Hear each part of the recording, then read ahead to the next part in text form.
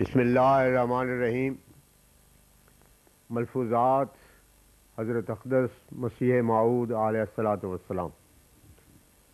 اشتہار 7 مئی 1907۔ بسم اللہ الرحمن الرحیم۔ نحمدہ ونصلی علی رسول الکریم۔ اپنی جماعت کے لیے ضروری نصیحت۔ چونکہ میں دیکھتا ہوں کہ ان دنوں میں بعض جاہل اور شریر لوگ اکثر ہندوؤں میں سے اور کچھ مسلمانوں میں سے گورنمنٹ کے مقابل ایسی حرکات ظاہر کرتے ہیں جن سے بغاوت کی بو آتی ہے، بلکہ مجھے شک ہوتا ہے کہ کسی وقت باغیانہ رنگ ان کی طباع میں پیدا ہو جائے گا۔ اس لیے میں اپنی جماعت کے لوگوں کو جو مختلف مقامات پنجاب ہندوستان میں موجود ہیں، جو بفضل ہی تعالیٰ کئی لاکھ تک ان کا شمار پہنچ گیا ہے، نہایت تاکید سے نصیحت کرتا ہوں کہ وہ میری اس تعلیم کو خوب یاد رکھیں جو قریباً 26 برس سے تقریری اور تحریری طور پر ان کے ذہن نشین کرتا آیا ہوں، یعنی یہ کہ اس گورنمنٹ انگریزی کی پوری اطاعت کرے کیونکہ وہ محسن گورنمنٹ ہے۔ اس کے ذل حمایت میں ہمارا یہ فرقہ احمدیہ چند سال میں لاکھوں تک پہنچ گیا ہے، اور اس گورنمنٹ کا احسان ہے کہ اس کے زیر سایہ ہم ظالموں کے پنجے سے محفوظ ہیں۔ خدا تعالیٰ کی حکمت اور مصلحت ہے کہ اس نے اس گورنمنٹ کو اس بات کے لیے چن لیا کہ تا یہ فرقہ احمدیہ اس کے زیر سایہ ہو کر ظالموں کے خونخوار حملوں سے اپنے تئیں بچاوے اور ترقی کرے۔ کیا تم خیال کر سکتے ہو کہ تم سلطان روم کی عملداری میں رہ کر یا مکہ اور مدینہ میں ہی اپنا گھر بنا کر شریر لوگوں کے حملوں سے بچ سکتے ہو؟ نہیں، ہرگز نہیں، بلکہ ایک ہفتہ میں ہی تم تلوار سے ٹکڑے ٹکڑے کیے جاؤ گے۔ تم سن چکے ہو کہ کس طرح صاحبزادہ مولوی عبداللطیف صاحب، جو ریاست کابل کے ایک معزز اور بزرگوار اور نامور رئیس تھے جن کے مرید 50,000 کے قریب تھے، جب وہ میری جماعت میں داخل ہوئے تو محض اس قصور کی وجہ سے کہ وہ میری تعلیم کے موافق جہاد کے مخالف ہو گئے تھے، امیر حبیب اللہ خان نے نہایت بے رحمی سے ان کو سنگسار کرا دیا۔ پس کیا تمہیں ایسے لوگوں سے کچھ توقع ہے کہ تمہیں ایسے سلاطین کے ماتحت کوئی خوشحالی میسر آئے گی؟ بلکہ تم تمام اسلامی مخالف علماء کے فتووں کے روح سے واجب القتل ٹھہر چکے ہو۔ سو خدا تعالیٰ کا یہ فضل اور احسان ہے کہ اس گورنمنٹ نے ایسے ہی تمہیں اپنے سایہ پناہ کے نیچے لے لیا، جیسا کہ نجاشی بادشاہ نے، جو عیسائی تھا، آن حضرت صلی اللہ علیہ وسلم کے صحابہ کو پناہ دی تھی۔ میں اس گورنمنٹ کی کوئی خوش آمد نہیں کرتا جیسا کہ نادان لوگ خیال کرتے ہیں، نہ ان سے کوئی صلہ چاہتا ہوں، بلکہ میں انصاف اور ایمان کے روح سے اپنا فرض سمجھتا ہوں کہ اس گورنمنٹ کی شکر گزاری کروں اور اپنی جماعت کو اطاعت کے لیے نصیحت کروں۔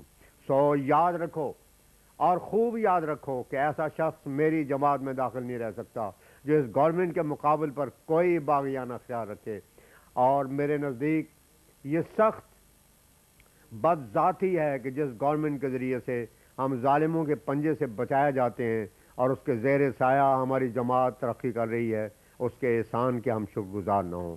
اللہ تعالیٰ قرآن شریف میں فرماتا ہے الجزاء الاحسان الا الاحسان، سورہ رحمان آیت 61، یعنی احسان کا بدلہ احسان ہے۔ اور حدیث شریف میں بھی آیا ہے کہ جو انسان کا شکر نہیں کرتا وہ خدا کا بھی شکر نہیں کرتا۔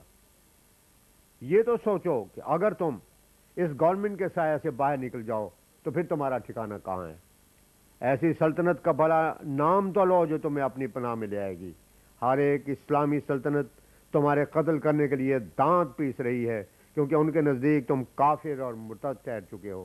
سو تم خدا داد نعمت کی قدر کرو، اور تم یقیناً سمجھ لو کہ خدا تعالیٰ نے سلطنت انگریزی تمہاری بھلائی کے لیے ہی اس ملک میں قائم کی ہے، اور اگر اس سلطنت پر کوئی آفت آئے تو وہ آفت تمہیں بھی نابود کر دے گی، یہ مسلمان لوگ جو فرقہ احمدیہ کے مخالف ہیں تم ان علماء کے فتوے سن چکے ہو، یعنی یہ کہ تم ان کے نزدیک واجب القتل ہو اور ان کی آنکھ میں کتا بھی رحم کے لائق ہے مگر تم نہیں۔ تمام پنجاب اور ہندوستان کے فتوے بلکہ تمام ممالک اسلامیہ کے فتوے تمہاری نسبت یہ ہیں کہ تم واجب القتل ہو، اور تمہیں قتل کرنا اور تمہارا مال لوٹ لینا اور تمہاری بیویوں پر جبر کر کے اپنے نکاح میں لے آنا اور تمہاری میت کی توہین کرنا اور مسلمانوں کے قبرستان میں دفن نہ ہونے دینا نہ صرف جائز بلکہ ثواب کا کام ہے۔ تو یہی انگریز ہیں جن کو لوگ کافر کہتے ہیں، جو تمہیں خونخوار دشمنوں سے بچاتے ہیں اور ان کی تلوار کے خوف سے تم قتل کیے جانے سے بچے ہوئے ہو۔ ذرا کسی اور سلطنت کے زیر سایہ رہ کر دیکھ لو کہ تم سے کیا سلوک کیا جاتا ہے۔ انگریزی سلطنت تمہارے لیے ایک رحمت ہے، تمہارے لیے ایک برکت ہے، اور خدا تعالیٰ کی طرف سے تمہاری وہ سپر ہے۔ پس تم دل و جان سے اس سپر کی قدر کرو، اور تمہارے مخالف جو مسلمان ہیں ہزارہ درجہ ان سے انگریز بہتر ہیں، کیونکہ وہ تمہیں واجب القتل نہیں سمجھتے، وہ تمہیں بے عزت کرنا نہیں چاہتے۔ کچھ بہت دن نہیں گزرے کہ ایک پادری نے کپتان ڈگلس کی عدالت میں میرے پر اقدام قتل کا مقدمہ کیا تھا۔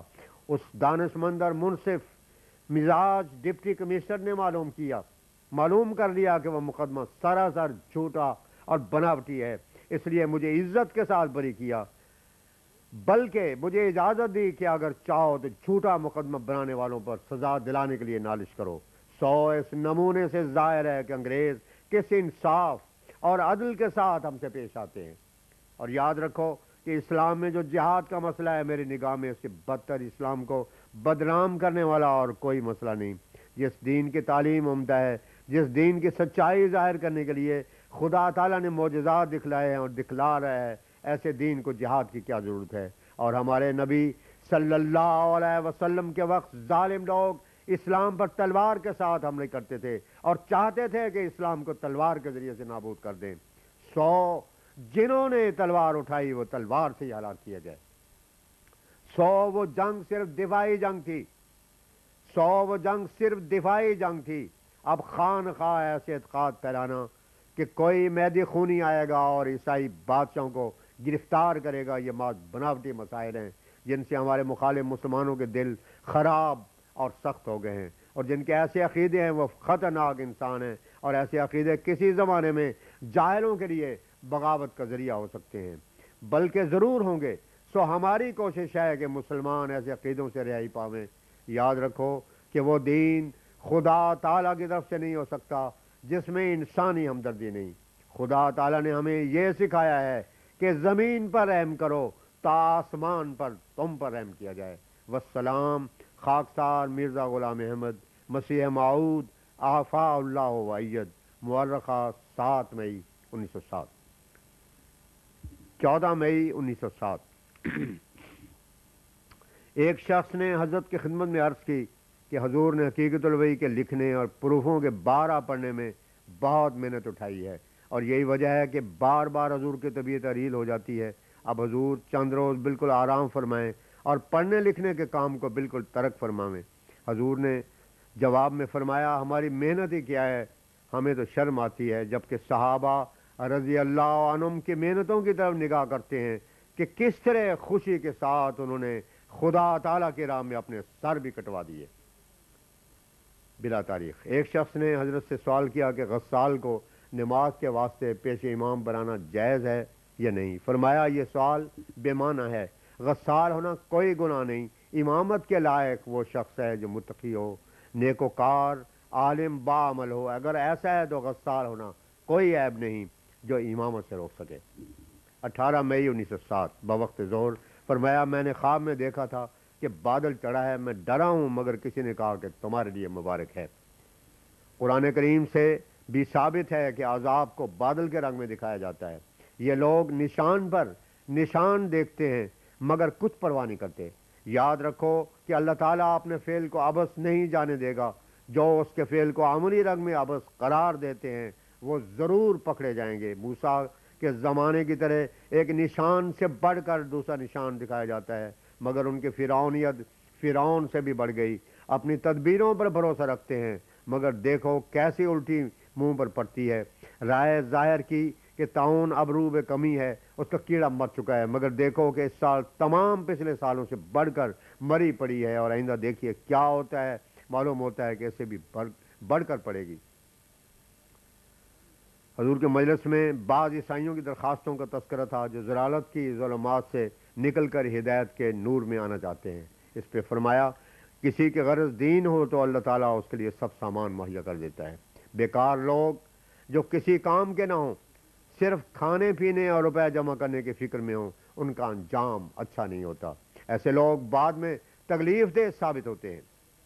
لاہور کا دہریہ اپنے اخبار جیون تت میں مختلف حوادث سماوی اور تعاون سے بعض جگہ آدمیوں کے تلف ہونے پر خدا تعالیٰ کی صفت رحیمیت پر اعتراض کرتا ہے، اور نادان کو اتنا خیال نہیں آتا کہ گورنمنٹ کسی بدماش کو جیل خانہ بھیجتی ہے یا کسی مجرم کو پھانسی کا حکم دیتی ہے، تو کیا کبھی دانا نے گورنمنٹ کو ظالم یا بے رحم قرار دیا ہے؟ ظالم کو اس کے ظلم کی سزا دینا خود رحم ہے۔ کیا نادان دہریے کے نزدیک جیل کے داروغے اور سیشن کورٹ کے جج سب ظالم اور شفاق ہیں، اور محکمہ جات سب بند کر دینے چاہیے؟